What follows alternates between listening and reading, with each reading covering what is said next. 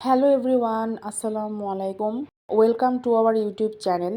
কেমন আছেন সবাই? আশা করি সবাই অনেক ভালো আছেন। আমি আজকে আপনাদের মাঝে একটা মজার পাউন্ড কেকের রেসিপি নিয়ে চলে আসলাম, যেটা আপনারা স্টেপ বাই স্টেপ ফলো করে যদি বাসায় বানান তাহলে আর দোকান থেকে কিনে খেতে ইচ্ছা করবে না, কারণ দোকানের চেয়েও অনেক বেশি টেস্টি হয়। তো চলুন শুরু করা যাক। প্রথমেই আমি আপনাদেরকে পাউন্ড কেকের উপকরণগুলো বলে দিচ্ছি।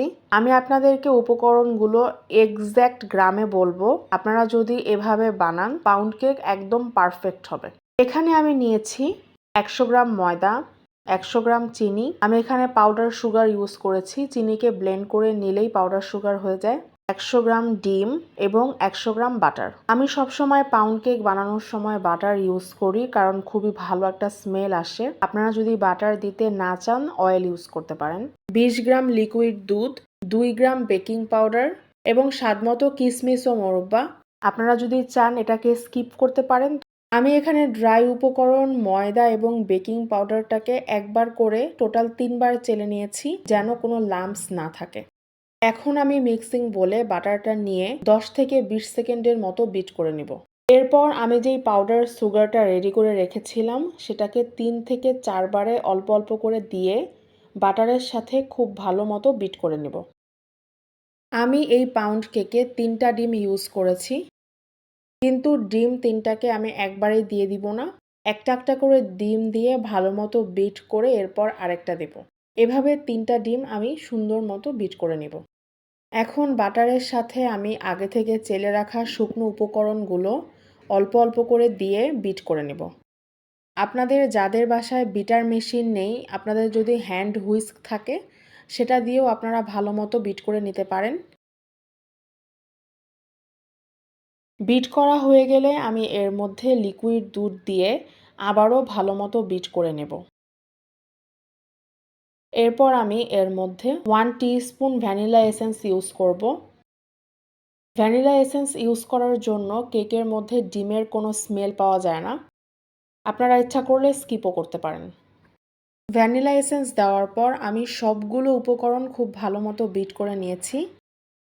আমার বিট করার কাজ শেষ। কেকের মোল্ডে অয়েল ব্রাশ করে আমি পেপার বিছিয়ে নিয়েছি। এখন পেপারের ওপর আমি অল্প একটু ব্যাটার দিয়ে খুব ভালো মতো বিছিয়ে দিয়েছি। আপনারা দেখলেই বুঝতে পারবেন আমি কিভাবে ব্যাটারটা বিছিয়ে দিচ্ছি। বাকি ব্যাটারটাতে আমি কিশমিশ এবং মোরব্বা দিয়ে একটা স্প্যাচুলার সাহায্যে আলতো হাতে মিক্স করে নেব। মিক্সড করা ব্যাটারটা আমি মোল্ডে ঢেলে দিচ্ছি। এখন একটা টুথপিকের সাহায্যে আমি ব্যাটারটাকে ভালো মতো মিশিয়ে দিব, যেন কেকের ভেতরে কোনো বাতাস না থাকে। কেকের ভেতরে যদি কোনো বাতাস না থাকে তাহলে কেকের টেক্সচারটা খুবই স্মুথ হয়। এখন বেকিংয়ের পালা। আমি আগে থেকে ওভেনটাকে 160 ডিগ্রি সেলসিয়াসে 10 মিনিট প্রিহিট করে নিয়েছিলাম।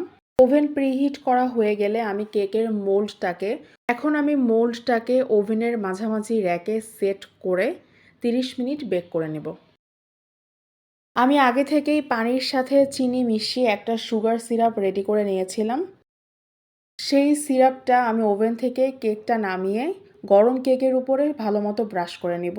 এতে করে কেকটা খুবই সফট হবে। সুগার সিরাপ গরম কেকের উপরে ব্রাশ করার কারণে কেকের ড্রাইনেসটা চলে যায় এবং কেকটা খুবই সফট হয়।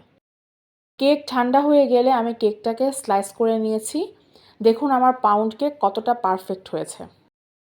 আমার এই পাউন্ড কেকটা তো আমার বাসার সবাই অনেক পছন্দ করে। আপনারা যদি এভাবে বানিয়ে বাসায় খান তাহলে আশা করি আপনাদেরও অনেক ভালো লাগবে।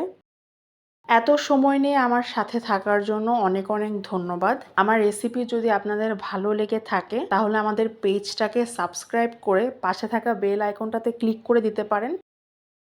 দেখা হচ্ছে নেক্সট ভিডিওতে। আল্লাহ হাফেজ।